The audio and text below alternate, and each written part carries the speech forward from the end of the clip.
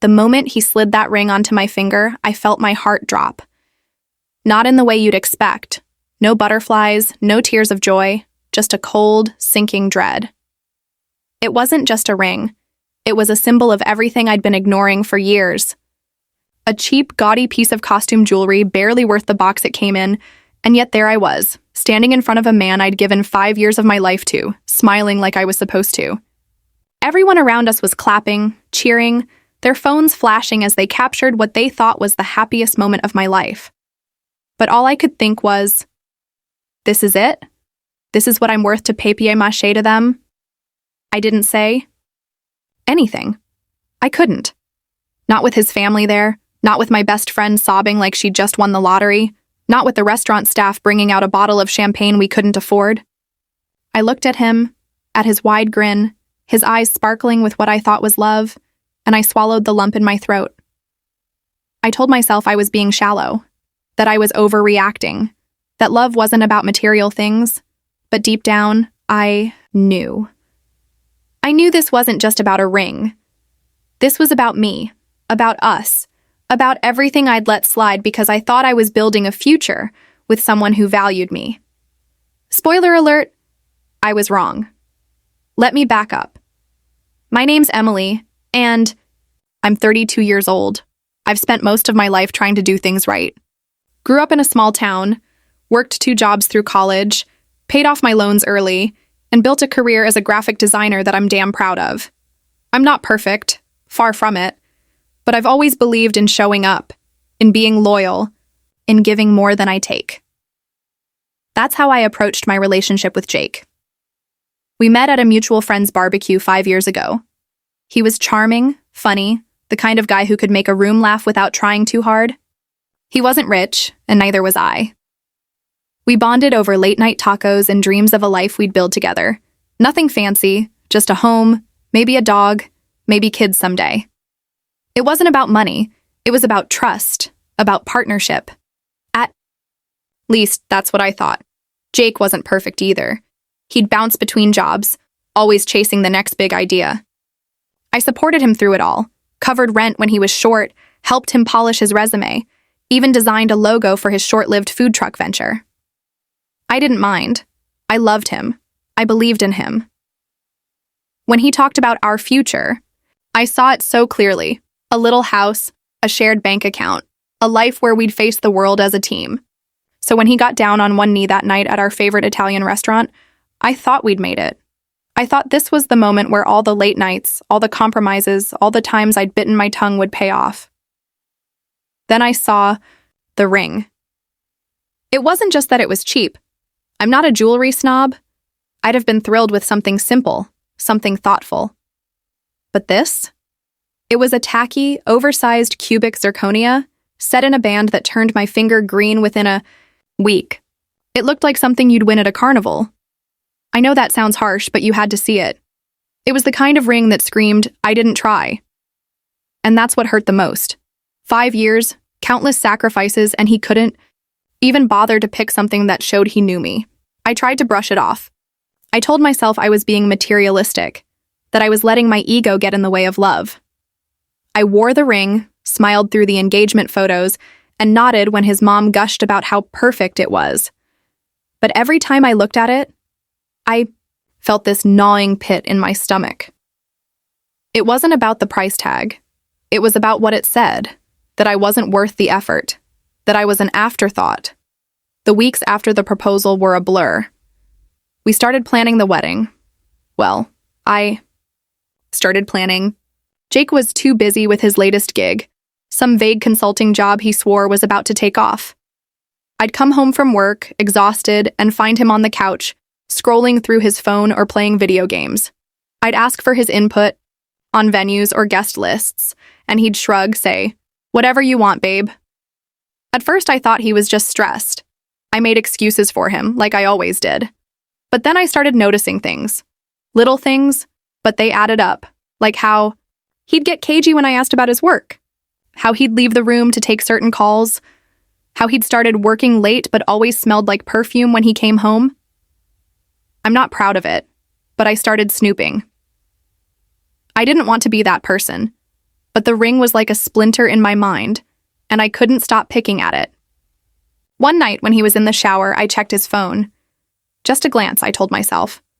Just to ease my mind. What I found shattered me. There were texts, dozens of them, from someone named Lila. Flirty messages, heart emojis, late-night plans. I scrolled back months, my hands shaking, and saw the truth. He'd been seeing her for almost a year. There were even photos. Her laughing in a bar, her hand on his arm, her wearing a necklace I didn't recognize. A necklace that looked a hell of a lot more expensive than my ring. I didn't cry. I didn't scream. I just sat there, staring at the screen, feeling like the biggest idiot in the world. 5 years. 5 years of supporting him, believing in him, planning a future with him. And he'd been living a double life, spending money he claimed he didn't have on someone else. The ring wasn't just a thoughtless choice. It was a lie. A placeholder. A way to keep me on the hook while he played house with her. I put his phone back. I went to bed. And when he climbed in next to me, oblivious, I made a decision. I wasn't going to confront him. Not yet. I wasn't going to let him see me break. If he thought I was the kind of woman who'd settle for a carnival, prize, and a cheating fiancé, he was about to learn how wrong he was. The next morning, I started planning. Not the wedding. Something else. Something that would make him regret ever underestimating me. I didn't tell anyone, not even my best friend. I kept smiling, kept wearing that god-awful ring, kept acting like the perfect fiancé. But behind the scenes, I was gathering ammunition. I started with his finances. Jake was terrible with money, always had been, but he'd gotten sloppier since the proposal. I found bank statements he'd left in a drawer, logins he'd saved on our shared laptop. I didn't know what I was looking for at first, just that I needed to understand the full scope of his betrayal. What I found was worse than I'd imagined. He wasn't just cheating. He was hiding money. Our money. We'd been pooling our savings for the wedding, or so I thought. But there were transfers, big ones, to an account I didn't recognize. Thousands of dollars siphoned off to fund his side life with Lila.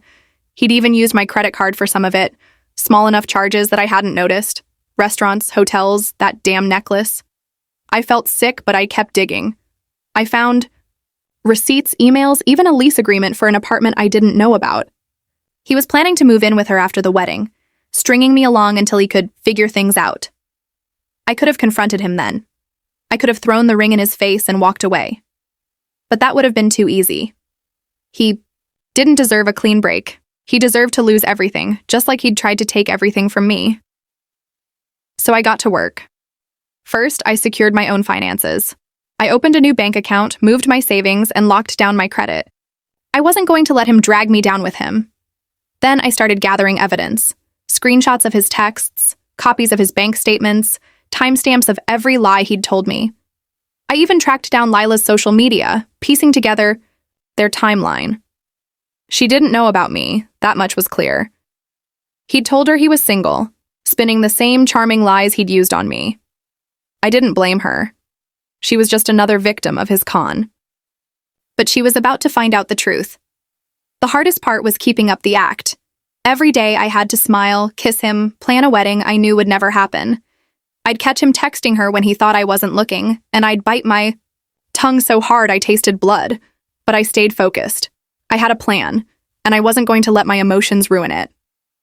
I started reaching out to people in his life, his boss, his friends, even his sister, who'd always been kind to me.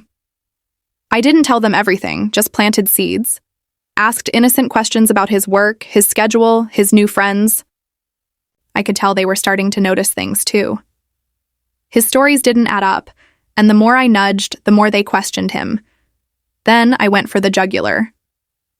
Jake's consulting job was a house of cards, built on half-truths and borrowed credibility. He'd been using my designs, my contacts, my reputation to land clients. I reached out to his biggest client, a small business owner I'd known for years, and asked to meet for coffee. I didn't spill everything, just enough to make her doubt him. I showed her the logo I'd designed, the one he'd claimed as his own. I mentioned his side projects and watched her face tighten. By the end of the week, she'd pulled her contract. 2 more clients followed. Jake didn't notice at first. He was too busy playing house with Lila, too confident in his lies. But I could see the cracks forming. He started coming home stressed, snapping at me over nothing. He'd mutter about work problems and misunderstandings, but he never suspected I was behind it. He thought he was untouchable. That's when I knew it was time to strike. The night of his birthday, I threw him a party. Nothing huge, just his family, a few friends, and a cake I'd baked myself. I'd spent weeks planning it, not because I cared, but because I needed an audience. I needed witnesses. Halfway through the night, I stood up, glass in hand, and said, "I had an announcement." Everyone turned to me, smiling, expecting some sappy toast about our engagement. Jake grinned, oblivious, his arm around my shoulder. I looked him in the eye and said, "I know about Lila." The room went silent. His face froze, the color draining from his cheeks. I didn't stop. I laid it all out, calmly, clearly, like I was reading a grocery list. The texts, the money, the apartment, the necklace. I didn't yell, I didn't cry. I just let the truth do the work. His sister gasped. His best friend stared at the floor. His mom looked like she'd been slapped. Jake tried to interrupt, stammering about misunderstandings, but I held up my hand. I wasn't done. "And since you've been so busy," I said, "I took the liberty of helping you out. Your clients know the truth now. So does Lila. Oh, and your bank account? It's empty. Just like your promises."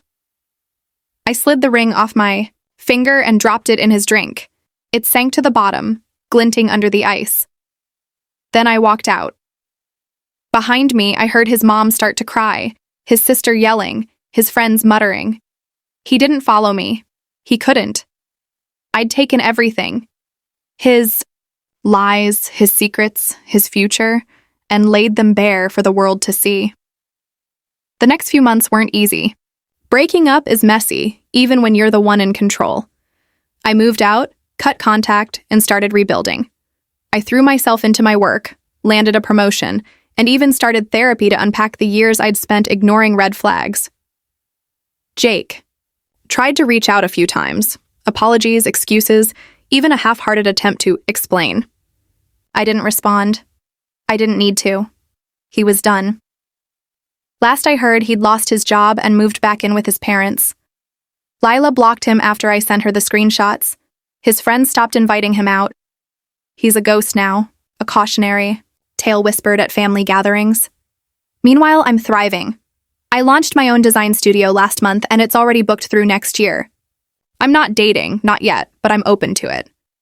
When the time comes, I'll know what I deserve, and it's a hell of a lot more than a carnival ring. So am I the for hating that ring? For tearing his world apart after he tore mine? Maybe, but if you ask me, the real is the guy who thought he could lie, cheat, and steal my future without consequences. He learned the hard way. I'm not the kind of woman who settles, and I never will be.